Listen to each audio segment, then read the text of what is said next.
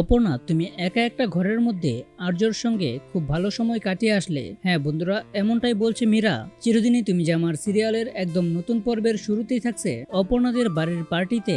যখন অপর্ণা আর্যকে ফুল হাতে দেখতে পায় তখনই তারা দুজনে রোমান্টিক একটা গানে হারিয়ে যায়। তারপর কিছুক্ষণ পর ওই গান শেষ হয়ে গেলে অপর্ণার মা আর্যর হাত থেকে সেই ফুলের ছুরিটা নেয় আর তাদের সবাইকে ঘরের ভিতর নিয়ে খাওয়া দাওয়ার ব্যবস্থা করে। কিন্তু এইসব কিছু আর এই গ্রাম্য পরিবেশে পার্টি এগুলো অর্কর স্ত্রী মানসি সেটা সহ্য করতে পারে না। সে তো নানা রকম ভাবে অপর্ণাদের অপমান অপদস্থ করতে থাকে, কিন্তু তারপরও আর্যর কথায় সবাই সেই পার্টিটা সুন্দরভাবে মেনে নেয়। তারপর অপর্ণার বাবা মা সবাইকে রাতের খাওয়ার জন্য রিকোয়েস্ট করলে প্রথমে তারা না করলেও পরে আর্যর কথায় রাজি হয়ে যায়। তখন সবাই ঘরের বাইরে গিয়ে যেখানে খাবার দিবে সেখানে যাচ্ছে, আর আর্য এবং অপর্ণা সবার শেষে ওই রুম থেকে বের হবে। ওই মুহূর্তে আর্য অপর্ণার হাতটা ধরে বলে, অপর্ণা দাঁড়াও। তখন অপর্ণা দাঁড়িয়ে যায় এবং আর্যর দিকে এক দৃষ্টিতে তাকিয়ে থাকে এবং আর্য অপর্ণাকে জিজ্ঞেস করে, তুমি আমার সঙ্গে কেন এমন করছো?